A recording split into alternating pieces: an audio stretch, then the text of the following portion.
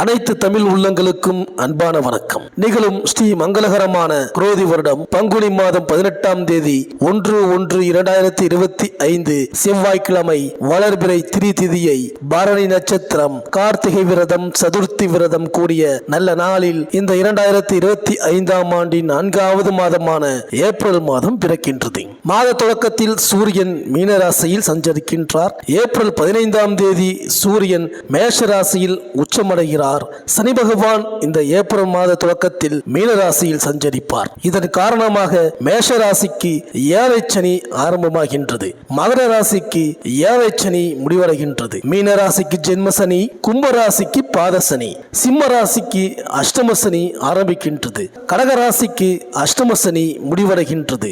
மேலும் இந்த ஏப்ரல் மாதத்தில் பங்குனி உத்திரம் வருகின்றது. பங்குனி மாதத்தில் பௌர்ணமியும் உத்திரம் நட்சத்திரமும் சேர்ந்து வரும் நாளே பங்குனி உத்திரம். பங்குனி உத்திரம் முருகனுக்கு மிகவும் உகந்த நாள். இந்த நாளில்தான் முருகப்பெருமான் இந்திரன் மகள் தெய்வானையை திருப்பரங்குன்றத்தில் மணந்தார். நல்ல மன வாழ்க்கை வேண்டுவோர் இந்த பங்குனி உத்திரம் நாளில் விரதமிருந்து சிவபெருமானை கல்யாண சுந்தரமூர்த்தியாக வழிபடுவது வழக்கம். மாத தொடக்கத்தில் கிரகங்களின் சஞ்சாரத்தை பார்த்தால் ரிஷபத்தில் குரு பகவான், மிதுனத்தில் செவ்வாய், கன்னியில் கேது, கும்பத்தில் புதன், மீனத்தில் சூரியன், சனி, சுக்கிரன், ராகு என இந்த மாத தொடக்கத்தில் கிரகங்கள் சஞ்சரிக்கின்றன. இந்த ஏப்ரல் மாதம் உங்கள் ராசிக்கு என்னென்ன பலன்கள் கிடைக்கப் போகின்றது, நீங்கள் செய்ய வேண்டிய பரிகாரங்கள் என்ன என்று இந்த வீடியோவில் பார்க்கலாம்.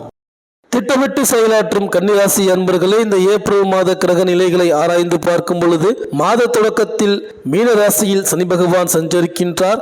இதுவரை சனி பகவான் உங்கள் ராசிக்கு 6ஆம் இடமான ருணரோகம் சத்ருஸ்தானத்தில் இருந்து உழைப்பிற்கு ஏற்ற பலன் கொடுத்ததுடன் கடன் பிரச்சனைகளில் தீர்வு, போட்டிகள் நீங்கி நல்ல பலன் ஆகியவற்றை தந்திருப்பார். ஆனால் இந்த பெயர்ச்சிக்கு பிறகு உங்கள் ராசிக்கு பூர்வ புண்ணியம் மற்றும் ருணரோகம் ஸ்தானாதிபதியான சனி பகவான் அவரது சம கிரகமான குருவின் வீடு மற்றும் உங்கள் ராசிக்கு கலத்திரம் மற்றும் சப்தமஸ்தானத்தில் சஞ்சரிக்கின்றார். இதனால் இடமாற்றம், பதவி மாற்றம் ஏற்பட்டு கூடுதலாக உழைக்க வேண்டி இருந்தாலும் அவர் தனது சமக்கிரகமான குரு வீட்டில் இருப்பதால் அந்த மாற்றங்கள் உங்களுக்கு சாதகமான பலனை தரும். தொழில் வியாபார பார்ட்னர்களை அனுசரித்து செல்வதன் மூலம் முன்னேற்றம் உண்டாகும். வாகனங்களை ஓட்டும் பொழுதும் பயணங்களின் பொழுதும் அலட்சியம் காட்டாமல் கவனமாக இருப்பது நல்லது. உடல் நலத்தில் அக்கறை காட்டுவது நன்மை தரும். எந்த ஒரு காரியத்தையும் செய்து முடிக்க அலைச்சல் ஏற்பட்டாலும் முடிவில் சாதகமான பலன் கிடைக்கும். எந்த ஒரு காரியத்திலும் அதிக கவனம் செலுத்தி செயல்படுவதன் மூலம் அனுகூலமான பலன் கிடைக்கும். வெளிநாடு செல்லும் யோகம் உண்டாகும். பொருளாதார நிலை உயர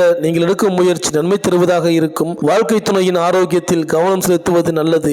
மேலும் வாழ்க்கை துணையுடன் அனுசரித்து செல்வதும் நன்மை தருவதாக அமையும். உறவினர்கள் மற்றும் நண்பர்களது கருத்துகளுக்கு எதிர்கருத்துக்களை கூறுவதை தவிர்ப்பது நல்லது. மீனராசியில் சஞ்சரிக்கும் சனி பகவான் அங்கிருந்து 3ஆம் பார்வையாக உங்கள் ராசிக்கு பாக்கியஸ்தானத்தையும் 7ஆம் பார்வையாக உங்கள் ராசியையும் 10ஆம் பார்வையாக உங்கள் ராசிக்கு வீடு வாகன சுகஸ்தானத்தையும் பார்க்கிறார். அவர் தனது சம கிரகமான குரு வீட்டில் இருந்து பார்ப்பதால் பார்வை பலன் நன்மை தரும். புதிதாக பொன் நகைகள் மற்றும் அசையும் அசையா சொத்துக்கள் வாங்குவீர்கள். எடுத்த காரியத்தை வெற்றிகரமாக செய்து முடிக்க தாமதமாகலாம். உடல் ஆரோக்கியத்தில் கவனம் செலுத்துவது நல்லது. வீடு வாகனம் வாங்குவது, விற்பது போன்றவற்றில் தாமதத்திற்கு பின் நல்ல பலன் கிடைக்கும். தொழில் பார்ட்னர்களிடம் அனுசரித்து செல்வது நன்மை தரும். வாழ்க்கை துணையுடன் விட்டு கொடுத்து செல்வது கருத்து வேற்றுமை வராமல் தடுக்கும். வாகனங்களில் செல்லும் பொழுது எச்சரிக்கை தேவை.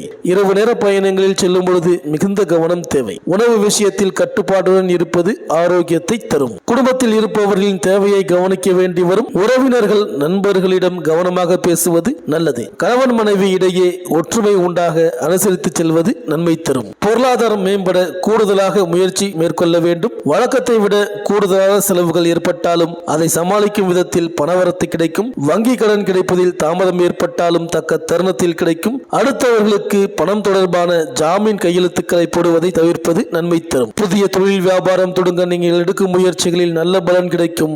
வியாபார விரிவாக்கம் செய்ய தேவையான நிதி உதவிகள் தாமதமாக கிடைக்கக்கூடும். தொழில் வியாபாரத்தில் இருந்து வந்த மந்த நிலை மாறி முன்னேற்றம் காண கூடுதல் முயற்சி தேவைப்படும். வரவேண்டிய பாக்கி வசூலில் இருந்த தாமத போக்கு மாறும். தொழில் வியாபாரத்தில் பார்ட்னர்களிடம் நிதானமாக பேசி விட்டு கொடுத்து செல்வது நல்லது. பணியாளர்கள் மூலம் நல்ல பலன்கள் கிடைக்க அவர்களை அனுசரித்து செல்வது நல்லது. ஏற்றுமதி இறக்குமதி வியாபாரத்தில் ஈடுபட்டு இருப்பவர்களுக்கு கிடைக்க வேண்டிய பலன்கள் தாமதமாக கிடைக்கும். கல்வியில் முன்னேற்றம் காண முயற்சிகள் தேவைப்படும். தேர்வுகள் எழுதும் போது கவனத்தை சிதறவிடாமல் எழுதுவதன் மூலம் அதிக மதிப்பெண் கிடைக்கும். உயர்கல்வி கற்கும் மாணவர்கள் கூடுதல் கவனம் செலுத்தி படிக்க வேண்டும். ஆரம்ப நிலை கேம்பஸ் இன்டர்வியூவை செய்யும் போது கூடுதல் கவனத்துடன் செய்வது நல்லது. மேலும் மாத தொடக்கத்தில் கும்பராசியில் புதன் சஞ்சரிக்கின்றார். இந்த காலம் உங்களுக்கு ஒரு இனிய காலமாகவே அமையும். தடைப்பட்ட காரியம் தானாக நடைபெறும். கடை திறப்பு விழா, கட்டிட திறப்பு விழா போன்றவற்றில் கவனம் செலுத்துவீர்கள். உத்தியோகத்தில் மேல் அதிகாரிகள் உங்களுக்கு வேண்டிய சலுகைகளை கொடுப்பார்கள்.